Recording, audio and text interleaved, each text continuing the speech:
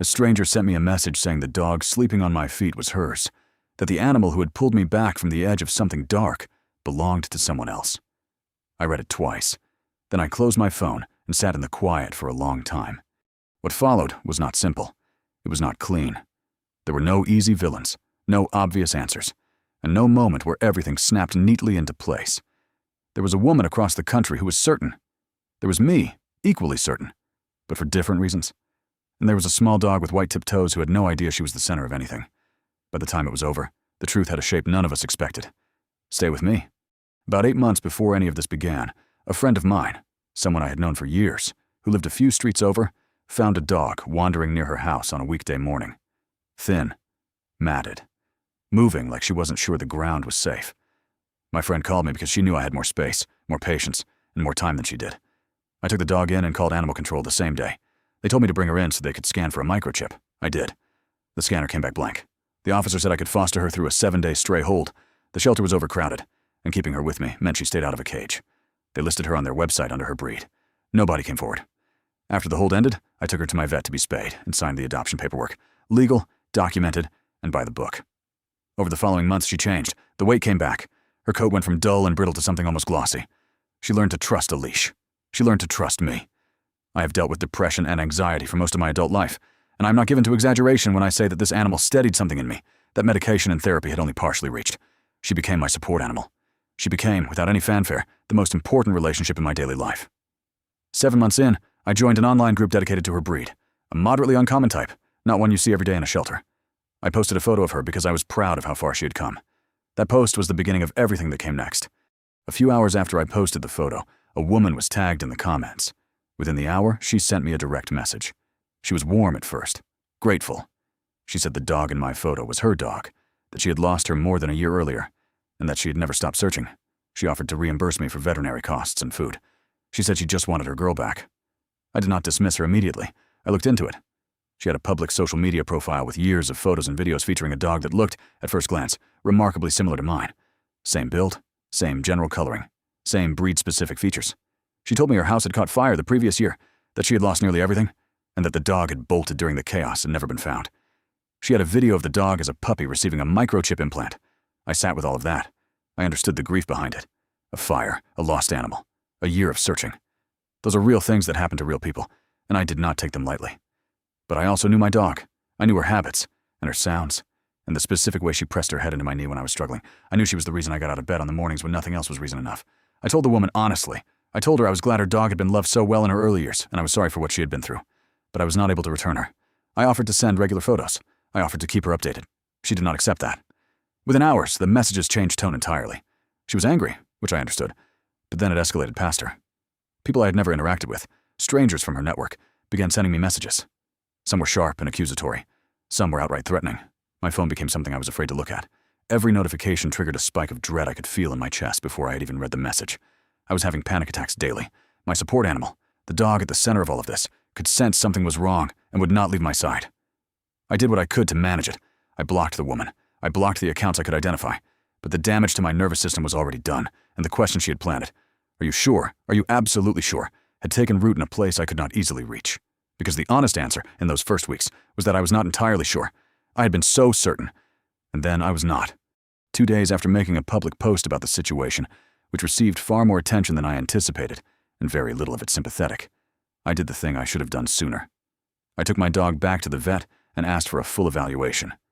Not a routine checkup, a thorough one. I asked specifically about the microchip. The vet scanned her entire body and followed up with imaging. Nothing. No chip. Anywhere. I asked about her age. The woman had told me her lost dog was 5 years old. My vet looked at her teeth and her overall development and gave me a different estimate, closer to 2 or 3 years old. That was a meaningful gap. I went back to the photos. The woman's dog and my dog shared a lot of general characteristics. The breed was unusual enough that the similarities had seemed conclusive. But when I looked more carefully, I found something I had missed before. My dog has a small patch of white on one toe. The dog in the woman's photos does not. I mentioned this to my vet, who confirmed that markings like that are typically present from birth. They are not something that appears or disappears over time. Fur color can be affected by skin or follicle damage, but toe markings are structural. I also started paying closer attention to commands. The woman's videos showed a dog that was trained to a high level, competition-level obedience, agility work, specialized retrieval commands. My dog knows the basics well. She walks on a leash, she sits, she comes when called. She does not respond to the specialized commands the woman demonstrated in her videos. I tested them. Nothing. I unblocked the woman. I told her I remained open to resolving this properly, but that I needed certainty before making any decisions. I proposed DNA testing, a legitimate, objective way to settle the question. She refused. She said she did not have a sample from her dog to compare. I suggested she contact the breeder and request DNA from a close relative of her dog. She said that was not an option, without explaining why. At that point, I consulted an animal law attorney. The attorney was methodical. I appreciated that. She did not deal in emotion. She dealt in documentation, and I had a reasonable amount of it. The shelter had followed standard protocol during the stray hold. My dog had been listed under the correct breed for the full required period. No one had come forward. The adoption had been completed legally, with signed paperwork and a spay procedure on record. There was no microchip, confirmed by 2 separate scans, one at the shelter, one at my vet, plus imaging. The age estimate from my vet placed my dog outside the age range of the woman's lost animal. The toe marking was documented in my vet's notes, and the woman had declined both available routes to DNA confirmation. The attorney told me that if the woman pursued a legal claim, my position was defensible. Not just technically, but substantively. The evidence for identity was thinner than it had initially appeared, and the refusal to pursue the one method that could have resolved everything conclusively was something a court would likely notice. I did not feel triumphant about any of it. I want to be clear about that. I had spent weeks genuinely uncertain whether I was holding on to something that belonged to someone else. That uncertainty had cost me sleep, stability, and more panic attacks than I want to count. I had talked through all of it with my therapist, including the part of me that had reacted selfishly at the start, that had shut the door too quickly without doing the work to be sure. My therapist did not excuse that initial response. Neither did I. But there is a difference between selfishness and genuine uncertainty.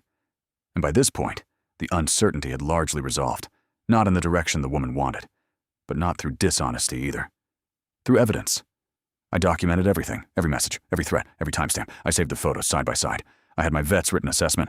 I had the attorney's letter outlining my legal standing. I organized all of it into a single file and kept it current. The woman made one more attempt, a longer message, sent through a mutual contact in the breed group, laying out her case again and asking me to reconsider. I read it carefully. Then I sent a measured, documented response through my attorney's office, outlining the evidence, reiterating the DNA offer, and noting that the offer remained open if she chose to pursue it through proper channels. She did not respond after that. The messages from her network stopped as well, not all at once, but gradually, the way a storm moves on. Nothing about this ended with a bow on it. That is the part I keep coming back to. There's a woman somewhere who lost her dog in a fire and never found her. That is a real loss, and it does not stop being real, because the dog she found in my photo turned out, under careful examination, not to be her dog. I hope she finds peace with that. I hope whoever actually has her dog, if her dog is still out there, is caring for her well.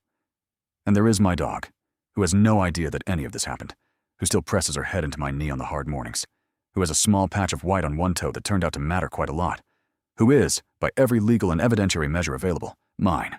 The threats stopped. The harassment stopped. The woman eventually went quiet.